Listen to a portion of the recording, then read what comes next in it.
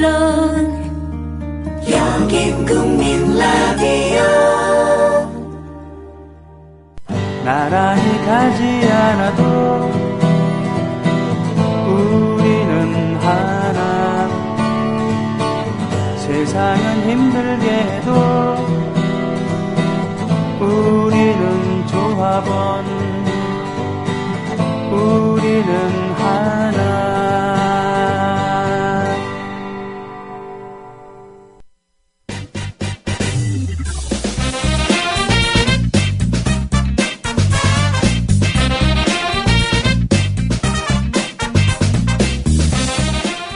최교성의 대중음악 LP 가이드.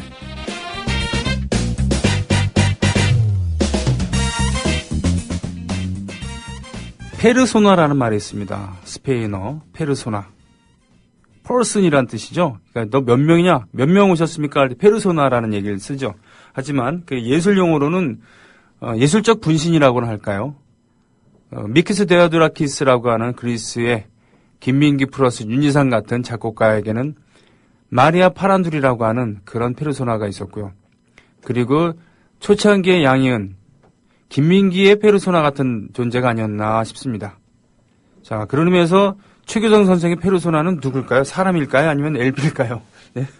분신이라고 할 만한 게 뭐가 있겠습니까?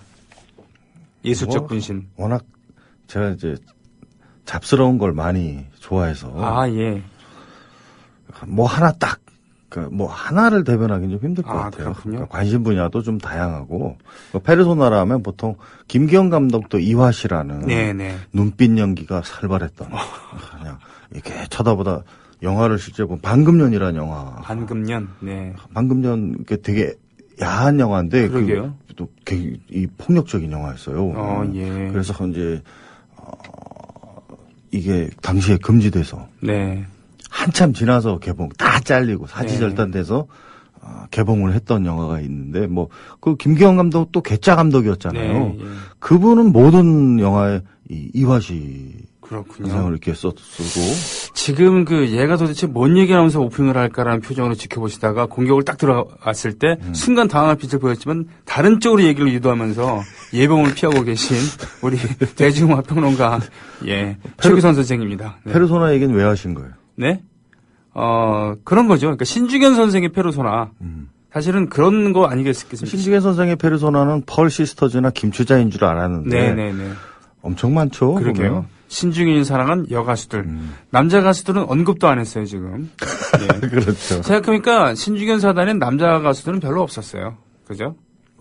굳이 사단이라고 얘기한다 그러면은 장현 씨. 장현, 박인수, 네, 박인수, 송만수, 네. 그리고 임성훈. 그러나 이제 레코딩을 노래 얼마만큼 레코딩을 했냐, 또 얼마만큼 같이 활동을 했느냐 이렇게 따지면은 음반에 참여한 적은 있지만 네. 그야말로 동지적 관계 내지는 또 페르소나 비슷하게 했다고 했을 때는 지금 언급한 네 분 모두가 해당되는 게 아니잖아요. 그렇죠. 네. 네. 장현이라 그러면 그렇지라고 얘기할 수 있겠지만요. 장현 때문에 또 고생도 좀 하셨고. 아, 그래요? 그 장현이 예전에 전주 관광 호텔인가요? 네네. 그래서 이렇게 근무한 적이 있어요. 네네. 그때 가수가 되고 싶다고 해서 네. 신중현 선생에게 이제 곡을 받기 위해서 네. 그냥 모든 경비를 본인이 지불하신다고 네. 해서 신중현 선생이 그 말 믿고 있다가 한동안 거기에 유폐된 적이 있죠. 아, 그러니까 그거군요. 그러니까 돈을 해결 안 해줘가지고 그런 적도 있고. 그렇구나. 박인수 씨 같은 경우는 워낙 노래를 잘하셨잖아요. 네, 근데 네. 박인수 씨가 또 괴짜시죠. 소리 그냥 이게 한 군데 이렇게 머물러 계시지 네. 않던 분이어가지고 또 그러고 신중현 선생도 또 펄 시스터즈나 김추자 뭐 이런 분들도 좀 뭔가 화제가 되고 네. 좀 인기를 좀 얻게 되면은 이게 또 다른 데서 또 채가고 그러고 보면 신중현 선생도 참 고단했을 것 같아요. 하지만 예술적으로는 다양한 가수를 통해서 수많은 음원을 남기게 되었으니까 듣는 우리들은 참 이렇게 다채로울 수가 없는 겁니다. 그렇죠. 그러니까 지난번에 이제 활동 금지될 때까지 이제 장미리의 나비 같은 사람까지 들려드렸잖아요. 그렇죠. 2부에서 그렇게까지 들려주셨고. 그 이후에 이제 한 5년 정도 공백기를 갔죠. 네. 그러니까 저는 그래요.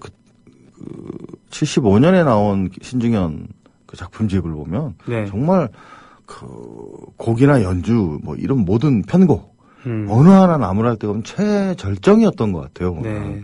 그 상태가 이게 어떤 활동 금지라는 그 타의적인 네네. 이게 억압을 당하지 않고 계속 이어갔다 그러면은 과연 신중현 선생이 얼마나 좋은 노래를 또 많이 내셨을까 생각하면 너무 안타까운 일이죠. 물론 해금은 된 다음에 뭡니까 뮤직파워 결성해서 예. 아름다운 강산을 리메이크하기도 하고 그렇죠. 그리고 몇몇 여가수들에게 곡을 주기도 했었고 그랬습니다만 이미 신중현의 그 시대는 끝난 겁니다. 그죠? 그 사실상 그 지금 75년 때까지 네. 낸 음악을 능가하지는 못한 건 사실이죠. 정말 화가 나는 건 축구 선수도 말이죠. 네. 축구 선수도 몇 게임을 결정하게 되면 그 감각 다시 되찾아오느라고 고생을 많이 하는데 네, 이번에 박주영 선수도 그랬잖아요. 그런데 5년이라. 작곡가에게 음악가에게 5년 동안 곡을 발표하지 말라를 넘어서 어디서든 연주를 하지 말아라. 그렇죠. 사형 선고죠. 사형 선고죠. 네. 그렇게 엄청난 짓을 저지른 거 하나만으로도 그 당시 정권을 전 용서할 수 없습니다. 안 그렇습니까? 신중현 선생 혼자만 그런 게 아니라 여러 그게 이제 음악가들 신중현을 뭐 타켓으로 한 것도 있고 네. 워낙 유명했으니까요. 이게 어떤 군사 정권 시절에는 사회를 좀 통제하고 네네. 컨트롤하기 위한 가장 파급 효과가 즉각적이면서 이제 넓은 게 네. 음악이나 영화거든요. 보면 대중문화죠. 보면.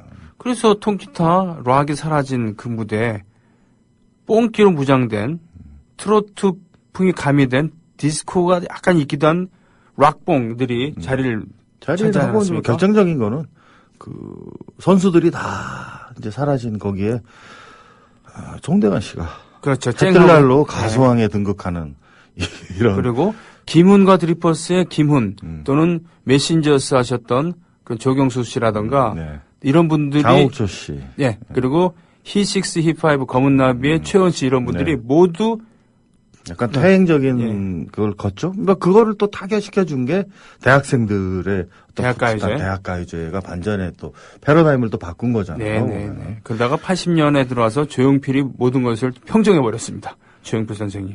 주류를 평정했다고는 할 수 있고요. 80년대에 그렇죠. 들으면서 이제 대학가요제든 뭐 이제 이후에 우후죽순처럼 생겨났던 수많은 대학생 가요제를 통해서 캠퍼스 밴드는 털이 그리고 또 각종 음악성 탁월한 그 어떤 인프라, 인력 인프라들이 80년대 대중음악의 소중한 자산이 됐고 80년대가 르네상스라 할 수 있는 게 락 전성시대.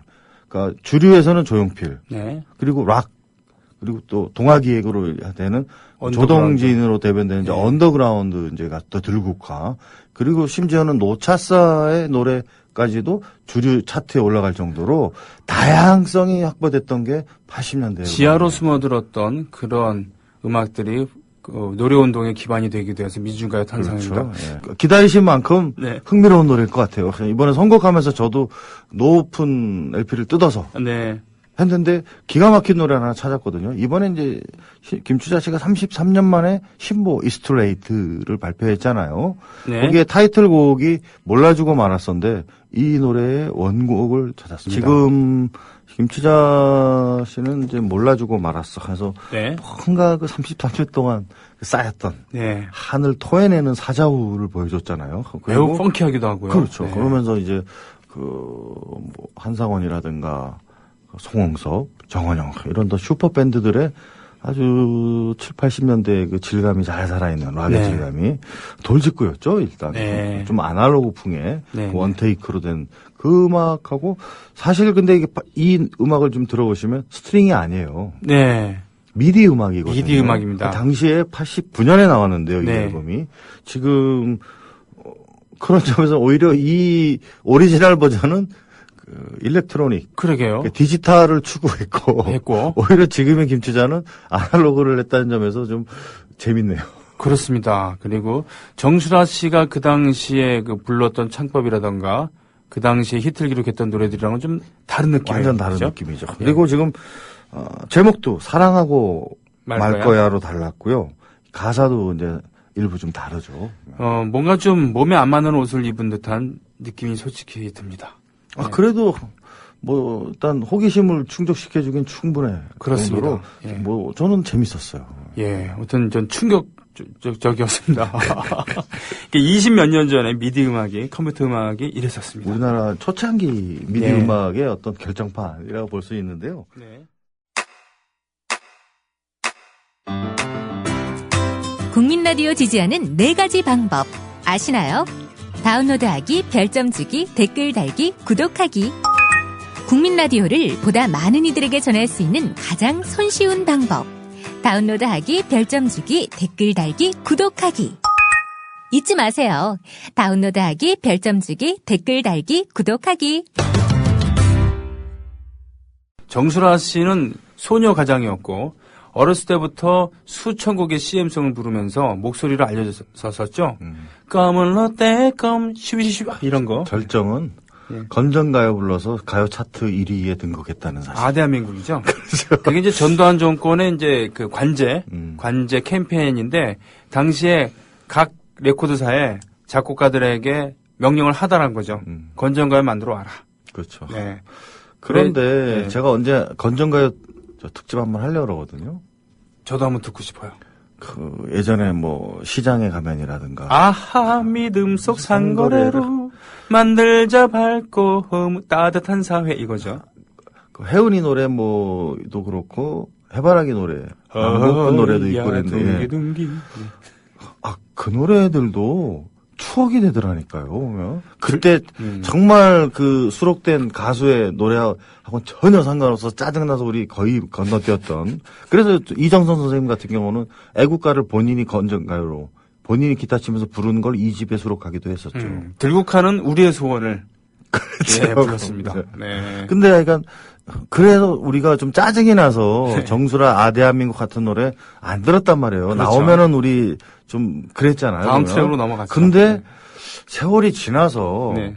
그런 어떤 뭐 정치적인 거라든가 뭐 이런 걸 다 떼어내고 노래로만 가사 너무 좋아. 그렇죠. 문제는 이제 가사 너무 좋고 네. 곡도 좋아요. 당대 건전가요의 어떤 메이킹 시스템은 당대 최고의 작곡가나 가수가 아니면 부를 수 없었어요. 보면. 하지만 현실과 동떨어져 있었다는 게 문제였죠. 꿈과 이상을 주는 거다. 하면 되잖아. 강물엔 유람선이 떠 있긴 했어요. 네.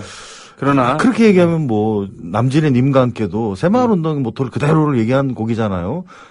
그 그런가요? 저푸른 초원위에 그림 같은 집을 짓고 사랑하는 우리가 한평생 살고 아직도 이루지 못하는 우리. 아직도 이러지 못했네요. 유토피아죠. 우리나라에서는 네. 저 푸른 초원에 집을 지으면 그린벨트로 잡혀갑니다. 그때 이제 그런 노래는 히트되지만 네. 양병직처럼 뭐 서울 하늘 원투 아. 뭔가 이제 다 차면 다 잘 살고 그럴 네. 줄 알았는데 알고 보니까 그 뭐 보석 물방울 나이아 사건이라든가 네네. 이런 사회의 어떤 빈부가 나고 있다는 걸 노래로 처음 발표한 예잖아요. 네. 그러면은 참 외국곡을 가지고 그렇게 마치 자기 노래인 것처럼 이렇게 발표한 그렇죠. 양병집 씨는 양병집 씨 네. 능력도 탁월한 것 같아요. 곡은 외국곡이지만 가사를 한국적인 느낌이 난다. 번안을 한 것이 아니라 우리 현실을 그대로 반영해서 쓰기도 했었습니다. 예. 뭐 두 바퀴로 가는 자동차 역이라고 발표했었던 그게 이제 대표적인 곡이 됐습니다만 예언했는데 맞아 떨어졌잖아요. 백화점에서 쌀 사는 남자, 머리 긴 남자, 머리 짧은 여자. 그래요, 맞아요. 예. 그러니까 완전 거꾸로라는. 뭐. 네네네. 어떻게 그렇게 예견한 대로 세상이 요지경 세상이라고 얘기한 건데 지금 현실을 보면은 딱 맞아 떨어진단 말이에요. 신중현과 뮤직파워 80년에 해금이 된 다음에 결성한 9인조였습니까? 그 정도 됐죠. 야, 그러니까 브라스가 있었고요. 브라스도 그죠? 있고 예. 굉장히 이제 스케일 큰 오케스트라급인데 기타, 드럼, 베이스, 건반 거기다가 코러스 2명에 코러스도 불러. 그리고 브라스 셋. 네. 그럼 딱 9인조 나오네요. 그렇죠. 네. 그러니까 댄서블 하죠 일단. 네, 이제 네, 뭐 네. 워낙 디스코 음악이 그 세상을 지배하던 시절이니까요. 네, 네. 신중현 선생도 그러고 보면 이게 트렌드에 민감한데 락의 호가들은 약간 좀 퇴행적이지 않냐. 너무나도 안타까운 게 이 해금이 됐습니다만 그 5년 동안의 공백이 너무 컸기 때문에 그렇죠. 예, 그때 그 어떻게 보면 죄송한 얘기지만 70년대 하셨던 것을 이렇게 재탕하는 그런 게 많았었습니다. 그렇죠. 신곡은 뭐 거의 없었고 네네네. 또 이 김문숙, 박전미 두 사람이 신중현 히트곡 메들리를 불러요. 네네. 13분입니다. 보면 뒷면을 보면은 네네. 이 음반에 예. 9곡인가? 춤추기 좋은 그런. 예, 9곡을 굉장히 다채롭게. 그래서 뭔가 음악적으로는 그동안 쌓였던 갈증을 좀 해결하기 위해서 네네. 다채로운 시도를 하고 이게 절묘하게 조합을 하고 하는데 제 느낌은 활동 금지 당하기 이전에는 가슴으로 하신 네. 것 같고 네. 이때는 좀 아이디어, 그러니까 머리로 좀 하신 음악 같아서 아무래도 그 여백의 미가 없고 너무 꽉 차고 풍성한 느낌은 있지만 그래도 저는 활동 금지 당하시기 이전 신중현 음악이 좋아요. 제가 그래서 그 80년대에도 여러 가수들이 신중현 선생의 것을 리메이크했습니다만 그 중에 뭡니까 떠나야 할 그 사람의 리메이크 곡 중에서는 인순이 버전을 가장 좋아하거든요. 그렇죠. 인순이 씨도 자켓이 댄서블하게. 네. 그러니까 인순이 씨는 이때 바로 희자매에서 나와서 솔로로 네, 해서 네. 선택한 분이 또 신중현 선생님이 선택한 분이 이 인순이었는데 독집을 냈죠. 네. 그러니까 지금 얘기한 저도 그 노래를 좋아하는데 네네. 오늘은 오솔길을 따라서 장현 선생의 어떤 좀 느릿한 네네. 저음으로 들었던 노래를 이 인순이 씨는 좀 댄서블하게 바꿨습니다. 예, 참 이거를 맞아요. 떠나야 할 그 사람도 원래 버전은 그 댄서블한 게 아니었습니다만 이때 디스코 리듬이 한창 바로 하고 있었고 또 인순이 씨가 그런 이미지를 갖고 있었을 때 편곡을 이렇게 다 했군요. 떠나야 할 사람을 제일 먼저 부른 분은 펄시스터즈죠. 그렇군요. 그리고 그다음에 트윈플리오도 트윈플리오. 불렀어요. 예. 떠나야 할 그 사람 이렇게 불렀었죠. 그렇죠. 네, 이거를 인순이 씨는 떠나야 할 그 사람 이렇게 그 불렀었죠. 시기에 김선 씨도 김추자 데뷔 앨범에서 아, 아주 사이키델릭하게 불렀죠. 그렇군요. 그 신중현 선생은 수많은 가수들의 음반에 자신의 곡을 수록을 시켰기 때문에 중복되는 것도 많아요. 엄청 많죠. 네, 그거를 그 버전별로 최고 버전이 있죠. 예, 비교해가면서 듣는 재미. 요즘 비교해가면서 욕을 하는 재미도. 예, 하여튼 그 대가의 음악에 대해서 함부로 얘기하는 거는 옳지 않습니다만. 예. 자, 80년대 들어서 이제 김문숙, 아까 얘기한 박전미, 네. 그 이종숙, 이경화, 신정숙 씨는 이제 꾸러기들 출신이잖아요. 네네네. 그 사람이 울고 있네요. 그렇죠. 이게 정수라. 네. 이런 아주 또 지금 했던 인순이 엄청나게 많은 여가수들이 이제 양산되는데, 네. 꾸러기들에서 활동했던 신정숙 씨의 그 사람아. 네. 그 사람아 이 노래도 신정숙 씨가 처음은 아니고요. 네네. 그 더맨 시절에 네. 그 신중현 사단의 전설적인 시각장애인 가수가 있습니다. 윤용균이라는. 윤용균. 네. 이분은 어떻게 보면은 그 이용복 씨, 우리나라 한국 최초의 시각장애인 가수로 얘기하잖아요. 네. 이분 그 서울 맹학교 선배예요. 예. 그리고 맹학교 시절에는 두 분이 같이 캡터스라는 선인장이라는 락 밴드로 활동도 같이 했던 분이고 그렇습니까? 실제로는 이 윤영균 씨가 녹음은 더 먼저 해서 음반이 나왔으면은 한국 최초는 이분이 됐어야 되는데 음반이 이런저런 이유로 좀 늦어지면서 그 72년인가 그때쯤에나 나왔죠 보면 네. 음반이. 근데 윤영균 음반은 뭐 이루 말로 할 수 없을 정도로 희귀 고가 신중현 사단 그 앨범 중에서도 아주 손꼽는 앨범인데요. 네. 그 곡이 모자라서 네. 그 뒷면에 국내 최장곡이 수록돼 있습니다. 아, 그래요? 신중현 선생이 이제 더맨하고 했던 연주하고 노래도 직접 했죠. 네. 23분의 거짓말이야가 바로 그 음반에 수록돼 있어요. 맞아요. 아, 23분짜리. 네. 아. 거기에 그 사람과는 윤영균이 오리지널 가수였습니다. 네. 신정숙 씨가 이런 노래도 불렀구나라는 느낌. 네. 을 받았습니다. 그렇죠. 네. 아, 좀 뭔가 좀 씁쓸해졌습니다. 예. 자, 하지만 네. 80년대 신중현 선생이 창작한 많지 않은 노래 중에 네. 정말 제가 분개 일학 같은 예, 노래가 있죠. 아주 제가 아주 좋아하는 곡이 있어요. 네. 그리고 이 노래를 들으면서 야, 김한선이 한국의 마둔나라는 칭호는 가졌지만 얼만큼 갈 수 있을지 모르겠구나라고 했을 때 그 2집에서 그렇죠. 홈런을 쳐버렸잖아요. 그죠? 그렇죠. 예. 1집에서 나 오늘 밤은 이걸로 일단은 데뷔를 꽝 했는데 짠 하고 했는데 눈빛이 예술이었죠. 그렇죠. 근데 춤도 잘 추고요. 근데 이 집에서 어떻게 해낼 수 있을까? 저 사람 가수 맞나? 이런 걸 증명해줘야 할 때. 나홀로들 앞에서도 괜찮았는데 네네. 처음 음반에는 없었던 곡이 네. 그 제반에 갑자기 종이를 네. 긴급 인쇄한 종이를 붙여서 음반이 나오죠. 네. 신중현 곡이 들어갔던 거예요. 예. 리듬 속의 그 춤을. 이게 저희는 뭐 당시에 알았었는데 네. 최근 들어서 뭐 신중현 사단의 여가수로 또 김한선도 알려지면서 또 화제를 모으기도 했었죠. 그렇군요. 이미 그때 당시에 다 나왔던 얘기인데 조금만 지나면 모르니까요, 요즘. 네, 그렇군요.